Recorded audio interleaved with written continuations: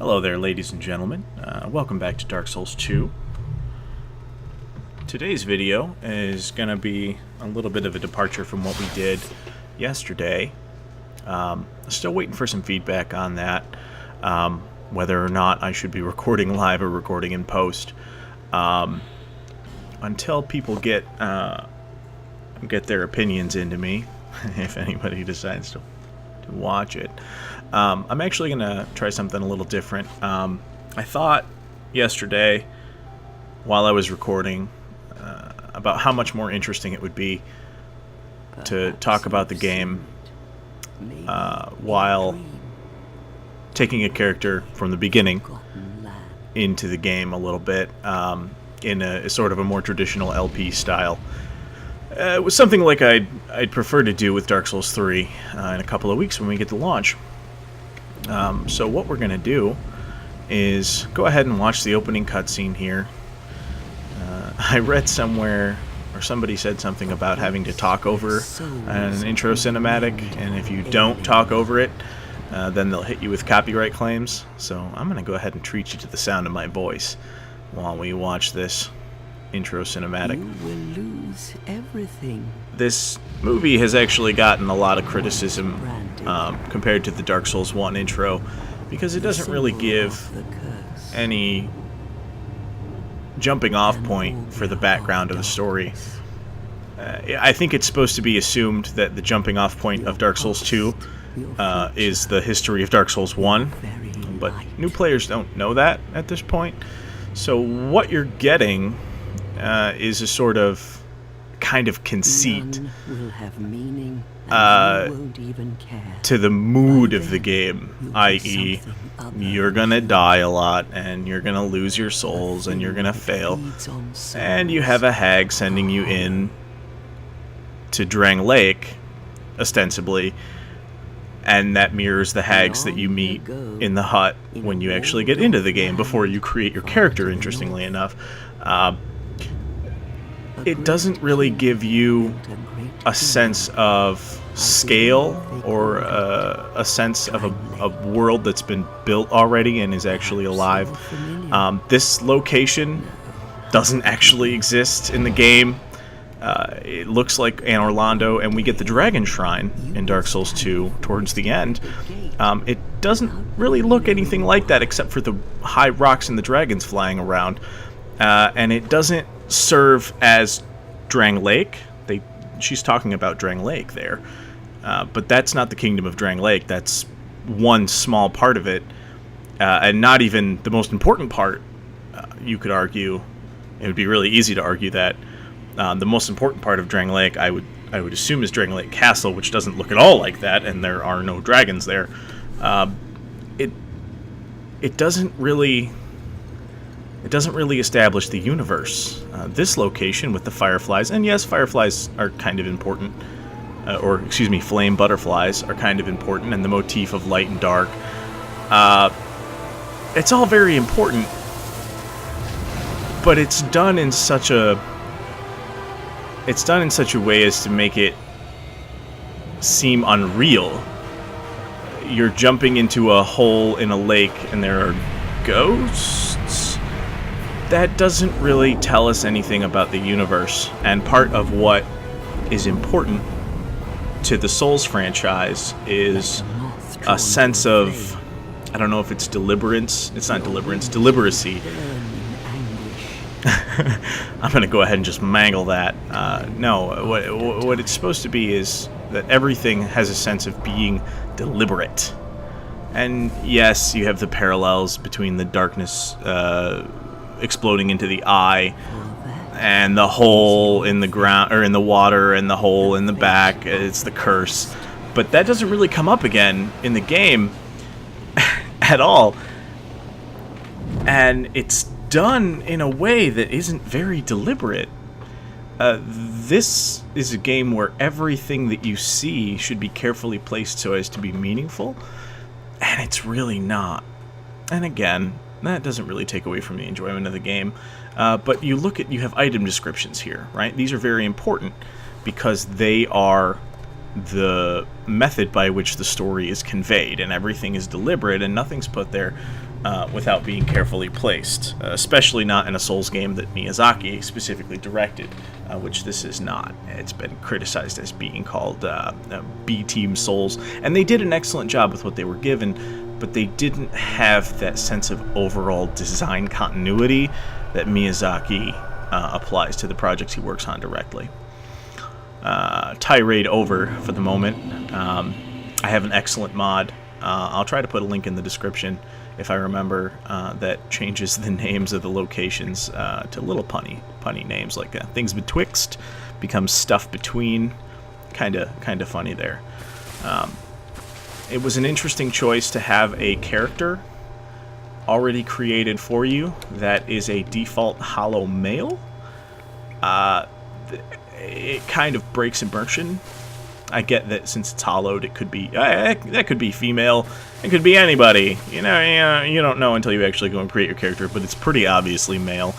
And this is a character that will actually become the character that you want once you go through creation. This is something I'm sure most veterans of the series will have found already, but new players might not know it's here. A single rusted coin.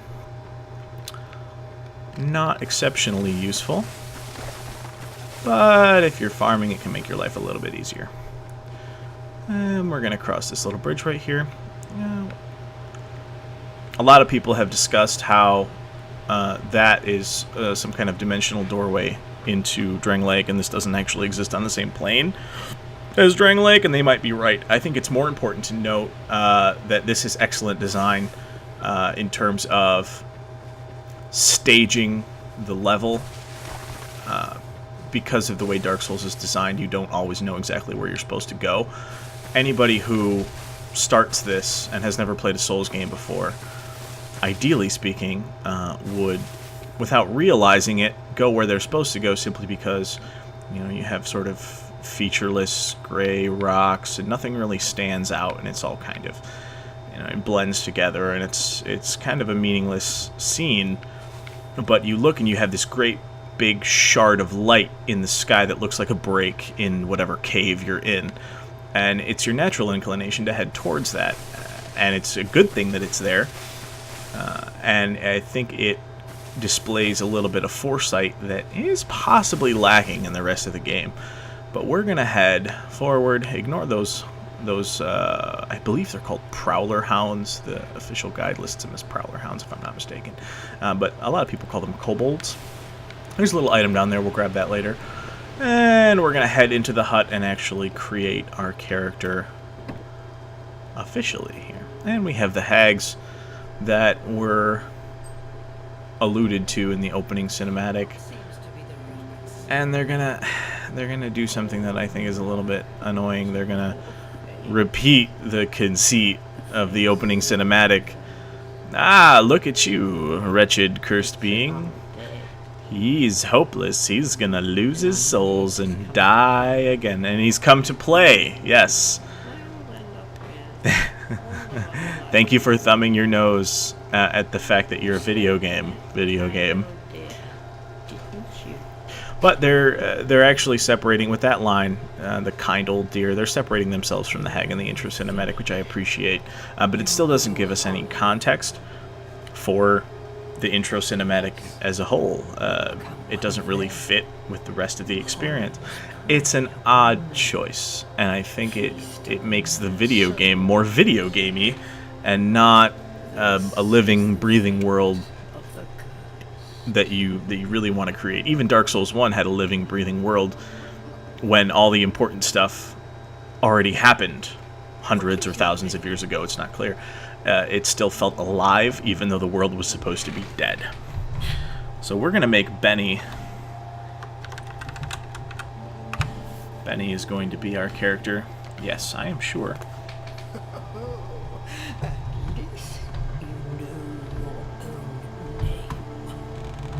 I should think so. Here's your reward for sharing. It's a human effigy. Take a closer look. It's interesting that this game abandons humanities in favor of human effigies. That might have something to do with the fact that the original, the main character in Dark Souls 1 may or may not have literally burned themselves as an effigy in order to link the fire.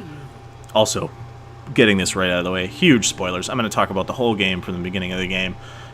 So if you're not interested in having the game spoiled for you from the beginning, themes and motifs discussed, then I would check out right now. We're going to make Benny a guy, at least this time. He is going to be, let's make him average, and he's going to be muscular, because I have another texture override mod installed that gives him a Borderlands style cartoony cell shaded texture to the muscular male physique. I think that's kind of fun. When we go into the face, I think this weak-jawed, large-nosed fellow here is a little bit weedy. I'm not a big fan. Let's give him a little bit of a stronger features there. The large nose can stay as long as it's matched by equally strong cheekbones and a strong jawline. Yes, indeed, that is a masculine fellow. But he is going to have to... You know what? The hair can stay. I don't like the color. Let's give him something a little bit more exotic. Eyebrow color. Yep, we'll make that match, and we'll give him a beard, or a mustache. Ooh, there we go. Beard color. Now, isn't he handsome and also somewhat modern looking? He's a modern fellow. He's okay with having cerulean hair. I'm not going to give him a tattoo. I would like to change his eye color to be something a little bit more funky. Oof. That looks a little bit bland when we match them all through like that. Why not bright green? Isn't that good? Yes. That pops. Alright. And Benny, I don't really want to get into that right now. The hair and the mustache are all you're really going to see when he's human, and when he's hollow, his hair is going to fall out anyway. And he probably will fall out a whole bunch, because Benny is a deprived. He starts with nothing except for a petrified something. And the petrified something might get us a weapon early on. It's kind of doubtful. It's a roll of the dice, but you never know. I don't like to start with a bonfire setting because by the time you need them, you have more than you need, and they're actually farmable towards the end game. So this is Benny. He's deprived, and he is going to be done. Yes, that's my true self. All people come here for the same reason. To break the curse.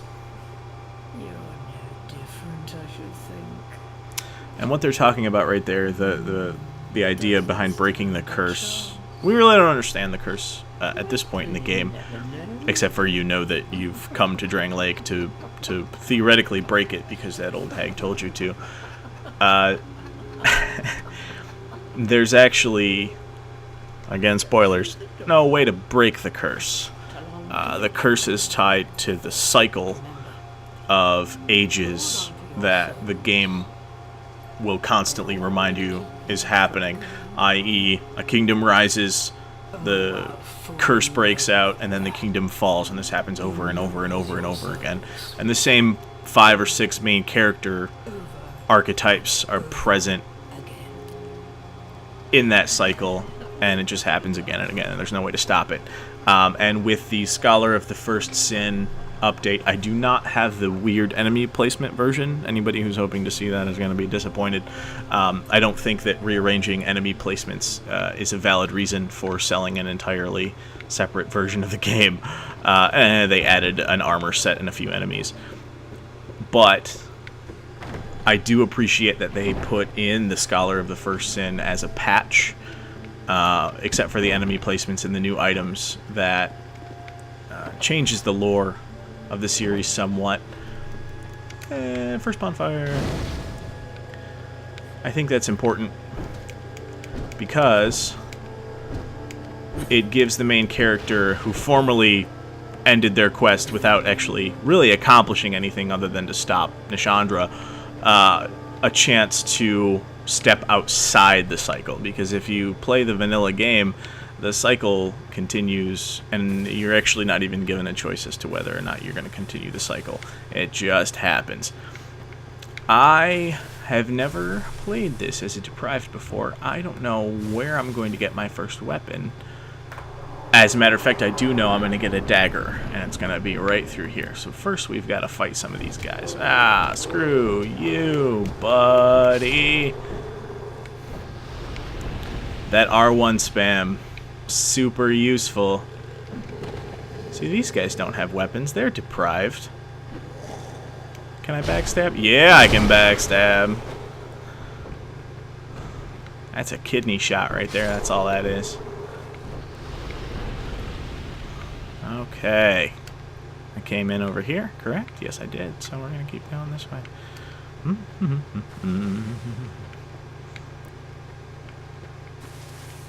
Nope. I got turned around.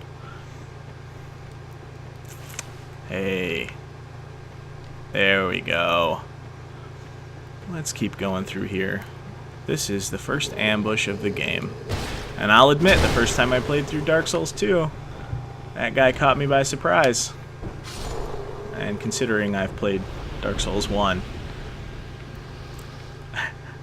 at that time I really should have saw that coming. This guy is set up for you to backstab. Unfortunately, with our bare hands, we can't kill him in one shot. But we can kill him with a follow-up swing. And I believe, yes, the dagger is right here. Let's equip that. Now this is actually a weapon that will remain useful for the rest of the game, especially if you play as a magic user, because there is an entire zone filled with lion monster enemies that are incredibly resistant to magic. If you go in there with just sorceries, you're going to lose, and you're going to lose hard. But, and you just run out of spells. But if you go in there with a simple dagger, then you will have the means by which to kill them. They're very susceptible to backstabbing, and all you really have to do is backstab them, dodge their really, really hard-hitting axe swings. Oof. And a simple unupgraded dagger, or a dagger upgraded maybe once, can one or two shot those guys, even though they're mid-game enemies and all you're using is the first weapon that even a Deprived gets in the beginning of the game. It's really useful to know, and something I didn't find out right away. I think it was the second time I was playing through the game, and I was playing as a sorcerer, and I didn't realize how susceptible they were to physical damage. And I ran through, and I was just blasting them with sorceries, running out halfway through the level, and giving up. Not cool. This is Dinah and Tilo, and they are Snuggly the Crow for Dark Souls 2. And the first thing we're going to do is go into our inventory and give them a petrified something. You want to leave it, not discard it. And let's see what they give us. So nice, so smooth. How friendly of them to trade. And that's a weapon that's not going to be, or an item that's not going to be useful for a really long time. So we didn't luck out with the crows there, but that's all right.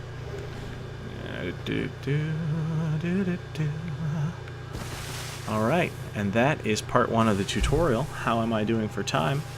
I'm okay on time. I think we're about 15 minutes in. So, let's go do the other parts of the tutorial with just a dagger and no healing items. I think are going to be difficult. So what I'm going to do is I'm going to do a quick run to Majula before we do anything else to get my...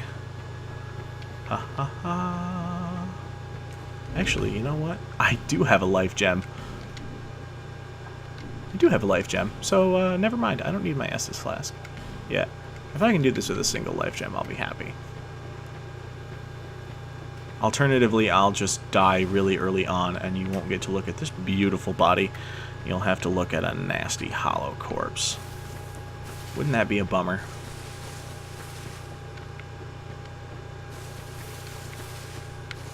But let's see if we can take these incredibly weak hollow enemies one at a time with just a dagger.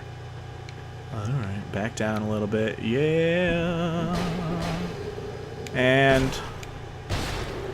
boom. Oof. Alright, guy. Come on. Yes. Oh, no! Alright. Good old-fashioned R1 spam. And there he goes. Okay. Oh, I've underestimated not having a shield. And this is the first death. No, it's not. Haha. If I survive that, might even get lucky enough to survive the trip back. I am amazing. Now, this drop, if I go in with half health, could very likely kill me. So we're going to go ahead and use that life gem. Yes, we are. And down. Well, I didn't do as much damage as I thought it would. But still, I wouldn't want to do that with as little health as I had, which was about half of a very, very small life bar. Yeah, okay, buddy. Alright. Oh, this is fascinating to watch, I'm sure. I guess we'll just go ahead and finish him off. Okay. My instinct is to always go for backstabs if I get the chance. Especially on enemies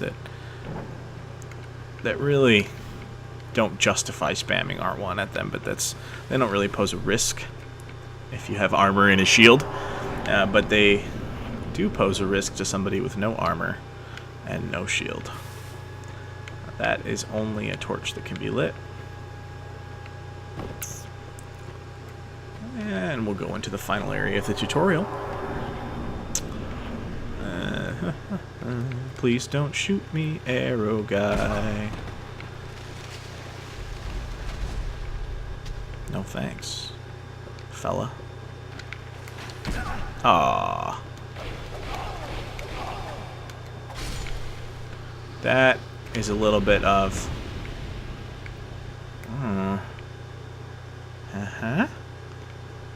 Wonder if I can get the I think this area is set up so that you can't get a plunging attack on this guy.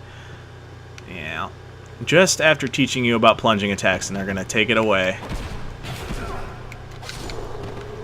Okay, I have no healing items. So this, ooh. I'm gonna bait out the shot, and then I'm gonna run up the ladder and hopefully not get shot while I'm on here. No! Whoa.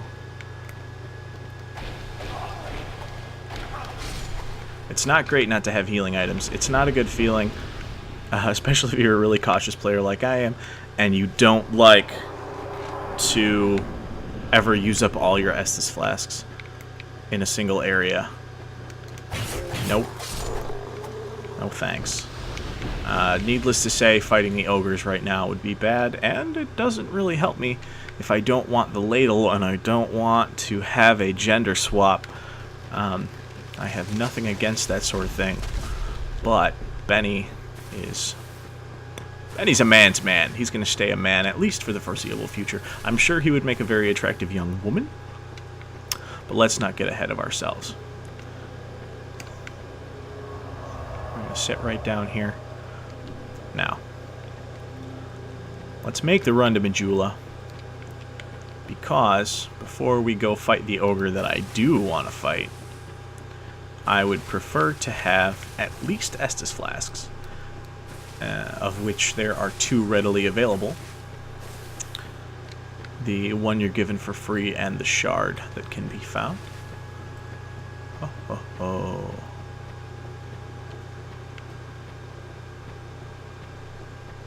I can't tell you the number of times I've actually gotten turned around in that little cavern there. And praise the sun, ladies and gentlemen. Welcome to Majula Oblongata. Ha ha ha. We're going to grab, I think this is a divine blessing. Yeah, doesn't really serve a whole lot of purpose early on.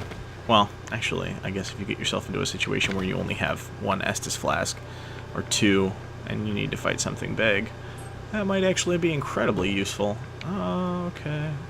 This is a little Easter egg for new players.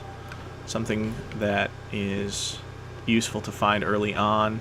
Again, if you're playing a sorcerer, this is From Software extending an olive branch to you right off the bat. They put the binoculars right in Majula. And here is the Far Fire. This is the first major bonfire in the game. And we still have a few minutes, so I'm going to go ahead and grab the Estus Flask Shard that's over here. I'm not going to fight the piggies. I never fight the piggies. They're my favorite little friends. But they are deceptively strong and would probably gang up on me and kill me. Estus Flask Shard, again, a little secret for new players right there if you never found that. It's great to have early on. We'll talk to Lenegrast real quick, who's going to give us our first quest, so to speak. Oh, it doesn't matter. Just help me open this door. He has one of my favorite voices in video games. My tool was in here, seeing it was vacant. But now somebody's gone and locked the door. They've locked the door. I'm a blacksmith. I'm nothing without my tools.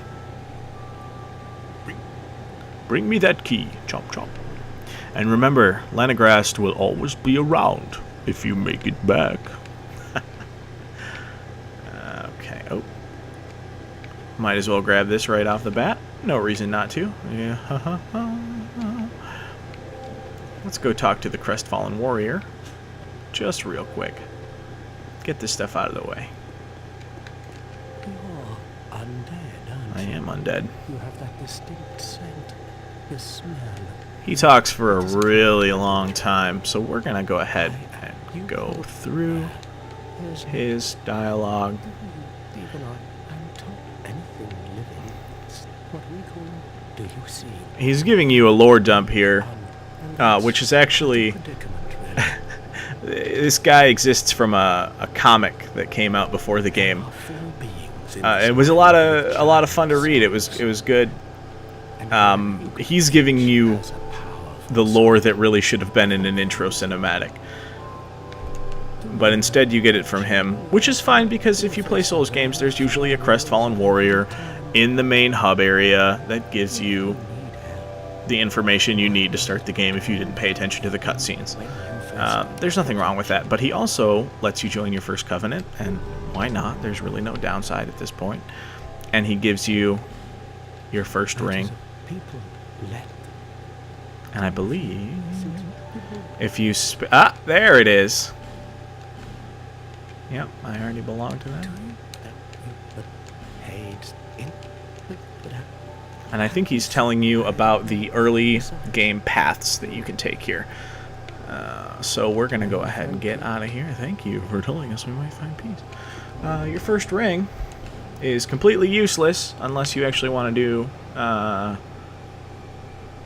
to participate in this covenant, which is just help other players who are better than me. Please help me. I've been invaded. But it gives you a teeny tiny bit of life, which is fine since we don't have any other rings at the moment.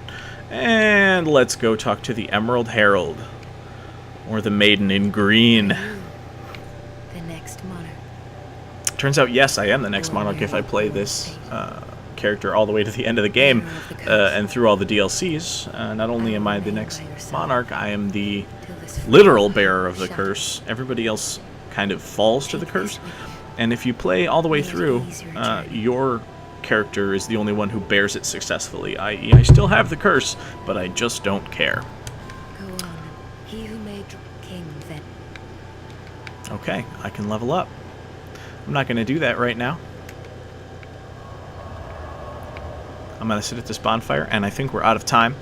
I hope you've enjoyed this very, very uneventful first few minutes in Drang Lake. Next episode, what I'm going to do is I'm going to go fight that ogre, get a nice little ring, and then we're going to go into the Forest of the Fallen Giants and start to decide which direction Benny, the Deprived, wants to go in. Thanks again.